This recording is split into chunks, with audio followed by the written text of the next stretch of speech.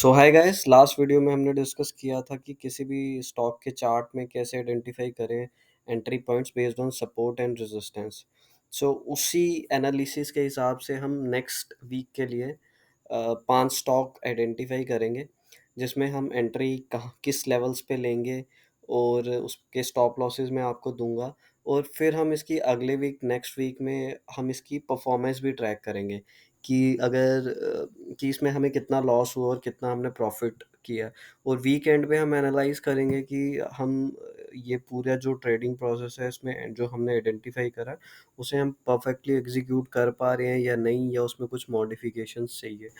तो मैंने जो 5 स्टॉक आइडेंटिफाई किए नेक्स्ट वीक के लिए, ये ब्रेकआउट स्टॉक्स हैं जिन्होंने अपनी रेंज से जो रेजिस्टेंस पॉइंट्स थे वहाँ पे ब्रेकआउट्स दिए। सो गाइस, कभी भी स्टॉक ब्रेकआउट देता है तो उसमें काफ़ी टाइम फॉल्स ब्रेकआउट्स भी देता है, जिसमें मतलब जो ट्रैप्स होते हैं जिसमें हम एज ए ब्रेकआउट्स लेते हैं तो हाँ, लेकिन वो स्टॉक उन लेवल्स पे फिर से रिवर्स हो जाता है। तो हम एक एक्स्ट्रा कंफर्मेशन सिग्नल भी इसमें देखेंगे, जिसके हिसाब से खाली सपोर्ट रेजिस्टेंस अगर वो ब्रेक कर रहा है तो हम उसको कंसिडर नहीं करेंगे। उसके लिए एक और कोई भी टेक्निकल इंडिकेटर्स में से कोई भी इंडिकेटर इंडिकेशन देना चाहिए कि stock is ready for an up move. तो मैंने जो यहाँ पे एक एक्स्ट्रा इंडिकेटर जो कंसीडर किया वो है वॉल्यूम, जो इंट्राडे वॉल्यूम है उसका मैं वो इंडिकेटर मैं लेके हम स्टॉक आइडेंटिफाई करेंगे। सो सबसे पहले जो मैंने स्टॉक आइडेंटिफाई किया नेक्स्ट वीक के लिए वो है एस्ट्रल लिमिटेड। एस्ट्रल लिमिटेड जैसे आप देखोगे, ये एस्ट्रल लिमिटेड का चार्ट मैंने खोला, ये वीकली चार्ट मैंने खोला है। तो अगर आप देखोगे तो 2021 से 2022 के बीच में, अप्रैल 2022, जस्ट अ मिनट, मार्च 2021 से लेके सितंबर 2022, ऑलमोस्ट ईयर एंड हाफ से ये स्टॉक एक रेंज में ट्रेड कर रहा है। रेंज क्या है? रेंज अपर रेंज इसका है जो 2500 का है, और लोअर रेंज जो थी वो 1600 1640 के अराउंड थी। ये 1640 इसका सपोर्ट लेवल था, और अपर लेवल जो था 2500 जो रेजिस्टेंस लेवल। और अगर आप देखोगे तो लास्ट वीक ही इसने इस रेंज से एक ब्रेकआउट दिया है। और वो ब्रेकआउट हम जो मैं आपसे बात कर रहा था कि एक्स्ट्रा एक इंडिकेटर हमें चाहिए जो सेम चीज़ कंफर्म करे। तो यहाँ पे अगर आप वॉल्यूम देखोगे तो नॉर्मली वॉल्यूम्स इसके कम रहते हैं, बट आप यहाँ पे देखोगे तो वॉल्यूम की जो ग्राफ है वो काफ़ी हाई है। मतलब जो वॉल्यूम इस वीक ट्रेड हुए हैं काफ़ी ज़्यादा है, तो मतलब काफ़ी बायर्स इसमें आए हैं और ये ब्रेकआउट दिया। तो अब ये स्टॉक एक फ्रेश एंट्री के लिए परफेक्ट एक पिक है हमारी। मैं इसका डेली चार्ट खोल देता हूँ। तो यहाँ पे हम देखेंगे कि इसने 2500 लेवल का 2500 रुपीज़ का लेवल जो है वो ब्रीच किया है। तो ये इसका सेकंड अटेम्प्ट था, और सेकंड अटेम्प्ट में इसने ब्रीच कर दिया है। तो और ये कंफर्मेशन हमें वॉल्यूम से भी मिल रहा है। तो अगर ये नेक्स्ट वीक मंडे को 2500 के अबव कहीं भी खुलता है, ठीक, तो हम इसको बाय करेंगे। 2500 का हमारा स्टॉप लॉस होगा, और फिर हम इसको वीकली रिव्यू भी करेंगे कि ये कैसा परफॉर्म कर रहा है, हमें इसमें से निकलना है और या रुकना है। बट इन एनी केस अगर ये 2500 से नीचे आता है तो आपको इसमें एग्जिट लेनी है। फिर हम इसमें एंट्री अपनी जो है वो नेक्स्ट डे लेके नहीं जाएंगे। तो अभी 2594 पे इस लास्ट फ्राइडे को इसने क्लोजर दिया है। तो अगर मंडे को ये कहीं भी 2500 के ऊपर खुलता है, और अगर 2600 के ऊपर खुलता है तो और बढ़िया। लेकिन अगर ये 2500 के आसपास कहीं भी हमें मिलता है तो 2500 हमारा स्टॉप लॉस होगा। तो रिस्क रिवॉर्ड जो रेशो मैं हमेशा डिस्कस करता आ रहा हूँ, रिस्क रिवॉर्ड, तो उसका मतलब क्या? उसका मतलब ये है कि अगर हमारा एंट्री पॉइंट कहीं पे भी यहाँ पे सपोज ये ओपन होता है 2550 पे, तो हमारा स्टॉप लॉस क्या है? 2500। तो रिस्क इन्वॉल्व यहाँ पे कितना रहेगा? 50 रुपीज़ का। और रिवॉर्ड जो है अकॉर्डिंगली हमें एडजस्ट करना पड़ेगा। अगर हम 2550 पे एंट्री करें और अगर 2500 का हमारा स्टॉप लॉस है तो 50 पॉइंट्स का हमारा रिस्क है, और रिवॉर्ड अकॉर्डिंगली हमें सेट करना है इस टू टू, 50 into 2, मतलब अगर हमें मिनिमम इसमें से 100 पॉइंट्स चाहिए ही चाहिए। और रिस्क रिवॉर्ड अगर ये सही रहा तो हम इसमें से मतलब ऑन एन एवरेज एक प्रॉफिटेबल ट्रेडर हम बन पाएंगे, अगर रिस्क रिवॉर्ड 1:2 लेके हम चलेंगे। तो एस्ट्रल में मंडे के लिए हमने इसको आइडेंटिफाई करा 2500 से ऊपर कहीं भी एंट्री लेंगे और 2500 का हम स्टॉप लॉस रखेंगे, और फिर हम इसको वीकली रिव्यू करेंगे कि इसमें एग्जिट करना है कि एंट्री रखनी है। बट इन एनी केस अगर ये 2500 से नीचे आए तो हमें इसमें से एग्जिट लेनी है, हमें इसको रख के नहीं रखना है, ठीक। और नेक्स्ट सेकंड स्टॉक जो मैंने आइडेंटिफाई करा है वो है गुजरात गैस लिमिटेड। तो गुजरात गैस लिमिटेड क्यों मैंने आइडेंटिफाई करा है, क्योंकि अगर आप देखोगे तो ये जो था ये रेंज 500 से 480 के बीच में, ये एक इसका सपोर्ट की रेंज थी, और इसने सपोर्ट की जो थी ब्रीच कर दी थी। और लास्ट वीडियो में मैंने आपको बताया था कि अगर सपोर्ट ब्रीच होती है तो वो रेजिस्टेंस एक्ट करती है। तो आप सेम यहाँ पे देख सकते हो कि ये पहली बार यहाँ पे आया 480 पे, यहाँ से सेलर्स फिर से आए, इन्होंने इसको नीचे ड्रैग किया, एंड देन अगेन इसने बायर्स ने एक ट्राई करी कि इसको जो इसका रेजिस्टेंस है उससे ब्रेकआउट दें, बट अगेन यहाँ पे सेलर्स इसको नीचे लेके आए, और ये दिस इज़ ये जो है इसका थर्ड अटेम्प्ट है इसको ब्रीच करने का। और इसके साथ एक दो पैटर्न्स हैं जो यहाँ पे फॉर्म हो रहे हैं, जो मतलब चार्ट पैटर्न्स जिनको हम बोलते हैं। एक है कप एंड हैंडल पैटर्न, अगर आप इसको देखेंगे तो ये राउंड में जैसे कप होता है उसका साथ में हैंडल पैटर्न, वो पैटर्न एक बन रहा है इस कैंडल स्टिक पैटर्न पे। कप एंड हैंडल में जब भी कोई स्टॉक इस लेवल को ब्रीच करता है, मतलब कप एंड हैंडल का, तो हम उसमें टारगेट एक्सपेक्ट करते हैं जितना भी इसकी डेप्थ हो कप की। तो 500 से इसका लो है 400, तो मतलब यहाँ पे हमारा 100 पॉइंट्स का टारगेट है। 500 से हम 600 के करीब टारगेट लेके चलते हैं, but for a conservative view मैं लेके चलूँगा तो 580 का मैं टारगेट आपको दूंगा, 500 का हमारा स्टॉप लॉस है। और अगर ये मंडे को 500 से ऊपर कहीं भी खुलता है, 507 से ऊपर खुलता है तो हम इसमें एंट्री लेंगे। एक बड़ा गैप अप खुला तो हम इसे अवॉइड करेंगे, बट 507 इसी लेवल्स पे अगर खुला तो हम इसमें एंट्री लेंगे, और 500 हमारा स्टॉप लॉस होगा। बट कई बार ये स्टॉप लॉस मतलब बड़े ऑपरेटर्स जो हैं उनको पता है कि यहाँ पे सब 500 का स्टॉप लॉस लेके चलते हैं, तो वो इसको ट्रिगर करवा देते हैं। तो उस केस से बचने के लिए हम इसको 490 का, फॉर ए सेफर साइड 490 का स्टॉप लॉस लेके चलते हैं। एंड मंडे को हम इसमें भी एंट्री लेंगे 500 से ऊपर, और 490 हमारा स्टॉप लॉस होगा। और इसको भी हम वीकली रिव्यू करेंगे कि इसमें कहीं एंट्री मतलब हमें कुछ एंट्री कुछ क्वांटिटीज़ बढ़ा सकते हैं, या एग्जिट लेना है, या परफॉर्म ही अगर सही नहीं करा तो हम इसको वीकली एनालिसिस भी करेंगे कि हम कितना रिटर्न ले पाए। तो मेरा इसमें आपको टारगेट है 580 का, 507, 508, 510 कहीं मंडे को किसी भी लेवल्स पे अगर ये खुलता है तो हम इसमें एंट्री लेंगे। 500 से नीचे अगर ये खुला तो हम इसे अवॉइड करेंगे। और मेरा सेकंड स्टॉक हो गया गुजरात गैस। और अब मैं थर्ड स्टॉक आपके साथ डिस्कस करने वाला हूँ, ये है कंटेनर कॉरपोरेशन। इसको शॉर्ट में बोला जाता है कॉनकॉर।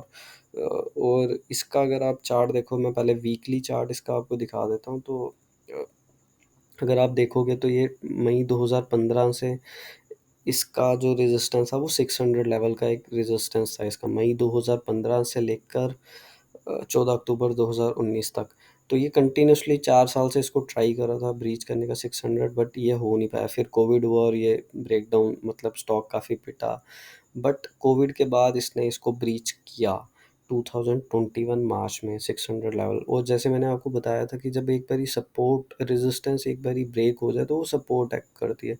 तो आप देखोगे इसने 600 लेवल, ये 565 600 लेवल्स पे काफ़ी टाइम स्पेंड किया, और टाइम स्पेंड करने के बाद ये इसको ब्रेकआउट भी दिया इसने 600 लेवल से। एंड देन 750 के आसपास इसने रेजिस्टेंस बनाई है अपनी, और 750 को दो बार इसने ब्रीच करने का कोशिश भी किया। देन अगेन उसके बाद दो बार इसने 600 550 600 टू 550 की रेंज में सपोर्ट लिया। एंड अभी रिसेंटली हम देखेंगे तो लास्ट वीक की इसकी एक्टिविटी काफ़ी इंटरेस्टिंग है। अगर हम देखें तो इसने अपने 750 जो लेवल है जिस पे काफ़ी टाइम रेजिस्टेंस ले चुका है उसको ब्रीच किया है। तो अब हम इसको डेली चार्ट्स पे देख लेते हैं एक बार। डेली चार्ट्स पे मैं इसके हायर पॉइंट्स को ही करूँगा टैप, ताकि हम थोड़ा सा तो 750 का लेवल्स हम आइडेंटिफाई करेंगे।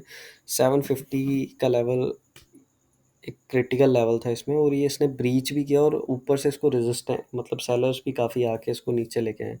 बट जो बढ़िया चीज़ ये है कि ये कैंडल जो है इसमें वॉल्यूम्स काफ़ी ज़्यादा हैं। अगर मंडे को ये 760 के लेवल से ऊपर क्लोज करता है डे एंड पे, तो हम इसमें एंट्री लेंगे 760 के लेवल्स पे, और 750 हमारा स्टॉप लॉस होगा। याद रखना 760 पे डे एंड पे अगर 760 से ऊपर गया तो ही हम एंट्री लेंगे, और 750 हमारा स्टॉप लॉस है। और रिस्क रिवॉर्ड आप इसका 1:2 रख सकते हो, या फिर हम 800 के लेवल्स तक का टारगेट रखेंगे। वीकली हम इसको रिव्यू करेंगे कि कहाँ पे कहीं वीकनेस अगर हमें दिखी तो हम इसमें एग्जिट ले लेंगे, और अगर बिल्कुल रैली इसमें कंटिन्यू हुई तो हम कंटिन्यू रखेंगे, स्टॉप लॉस ट्रेल कर लेंगे। मैं आपको 2 डेज़ या 3 डेज़ में हम इसको चेक करते रहेंगे कि हमें इसमें एग्जिट लेने की ज़रूरत है कि नहीं। और फोर्थ स्टॉक हमारा है एस बी आई।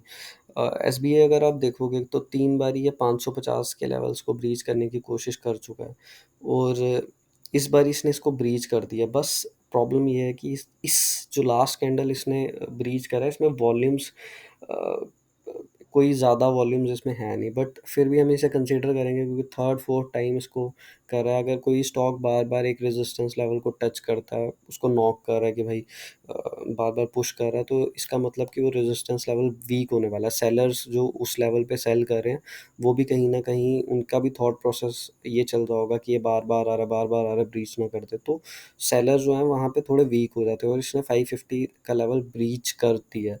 और इसमें 100 रुपीज़ का मेरा टारगेट, अगर ये मंडे को 552 या 553 से ऊपर खुलता है, या जैसे 556 को क्रॉस करेगा, तो हम इसमें एंट्री लेंगे। 550 का हमारा स्टॉप लॉस होगा, और 100 रुपीज़ का हमारा टारगेट है। इसको भी हम वीकली एनालाइज करेंगे, और वीकेंड पे हम देखेंगे कि हमने कितना प्रॉफिट किस में बनाया और किस में लॉस बनाया, नेट नेट प्रॉफिट आ रहा है कि लॉस आ रहा है।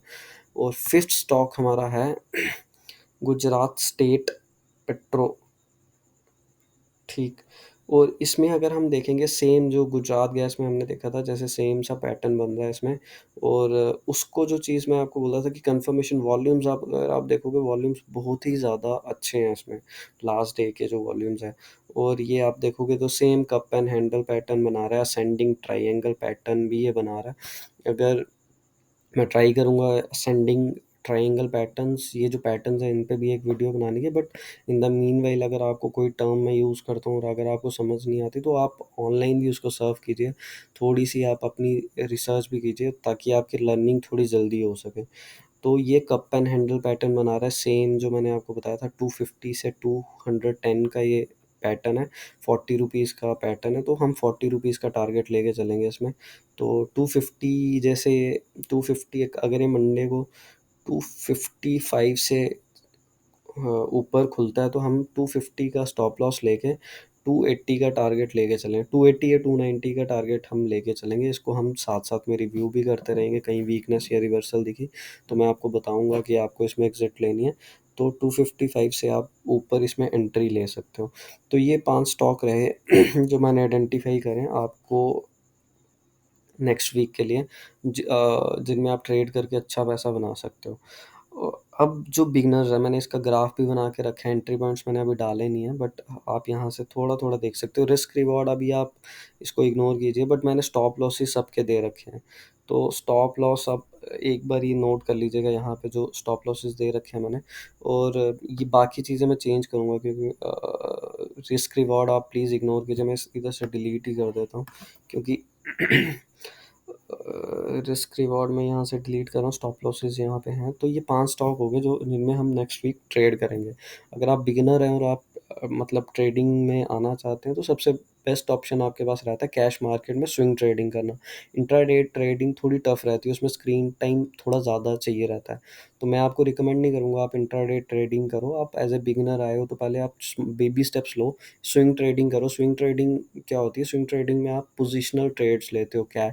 और मैं आपको फ्यूचर्स एंड ऑप्शन से थोड़ा दूर रहने को बोलूँगा क्योंकि ये लेवरेज पोजीशन है, और नए अगर कोई बिगनर आया तो उसको ये जो है फैनो से थोड़ा दूर रहना चाहिए। आप कैश मार्केट में ट्रेड करो, क्वांटिटीज कोई मैटर नहीं करती। कई बिगनर्स मेरे को पूछते हैं कि हमारे पास कैपिटल कम है, 10,000 है, 20,000 है, तो वो बहुत ही शाई फील करते हैं कि उनका कैपिटल कम है। बल्कि मुझे लगता है कि उनको खुश होना चाहिए कि उनका कैपिटल कम है, बिकॉज़ अगर आपका कैपिटल कम है तो अगर आप बिगिनर हो तो आप गलतियाँ अफ़ोर्ड कर सकते हो। तो अगर आपका वो कैपिटल वाइप आउट भी हो गया, 10,000 20,000 वाइप आउट भी हो गया, तो आप फिर से वो पैसा जुटा के फिर से शेयर मार्केट में आ सकते हो। बट प्रॉब्लम ये होती है कि बिगिनर्स थोड़ा शाई फ़ील करते हैं और वो कई बारी ल कहीं से लोन ले लेते हैं या किसी से मनी लेंड करके 1 लाख 2 लाख रुपया लेके आ जाते हैं, which they can't afford to lose. और आप 1-2 लाख रुपया वो हैंडल नहीं कर पाओगे। अगर वो आपका अकाउंट ब्लोन हो गया, वो या सारा पैसा वाइप आउट हो गया, तो फिर आप कभी भी शेयर मार्केट में रिटर्न नहीं आओगे। तो इसीलिए मैं आपको रिकमेंड करूँगा, आपके पास जितना भी कैपिटल है 10,000 20,000, अगर 20,000 है तो आप 10,000 ईयर मार्क करके रखो कि आपने ट्रेडिंग के लिए रखा है। और 10,000 में ये जो 5 स्टॉक है इसमें आपको 100 क्वांटिटीज़ लेने की ज़रूरत नहीं है। आप 1 शेयर भी ले सकते हो, 2 शेयर भी ले सकते हो, 10 शेयर भी ले सकते हो। ठीक, लेकिन आप क्वांटिटीज़ यहाँ पे मैटर नहीं करेंगी, ना ही आपका कैपिटल। यहाँ पे हम ये जो ट्रेडिंग कर रहे हैं, पर्पज़ ये है कि 10,000 को 15,000 कैसे करना है, हम वो सीख रहे हैं। अगर 10,000 को 15,000 करना हम सीख गए, तो हम 5 लाख को साढ़े 7 भी कर लेंगे, 10 लाख को 15 लाख भी कर लेंगे और 1 करोड़ को 1.5 करोड़ भी कर लेंगे। लेकिन स्मॉल कैपिटल छोटा होगा तो लर्निंग ज़्यादा ईज़िली रहेगी। आप थोड़ा-सा विद स्किल्स आप अपना कैपिटल बढ़ाओ। आप पहले ही ज़्यादा कैपिटल लेके आओगे तो आपकी साइकोलॉजी अफ़ेक्ट होगी। अगर आपका ज़्यादा पैसा अ, बेट करके आप इसमें लगाओगे तो आपको कहीं न कहीं आप पे प्रेशर बढ़ेगा कि आपको इसमें से प्रॉफ़िट जनरेट करने हैं। अगर 10,000 है तो थोड़ा-सा आप डिसीज़न मेकिंग आपकी बढ़िया रहेगी।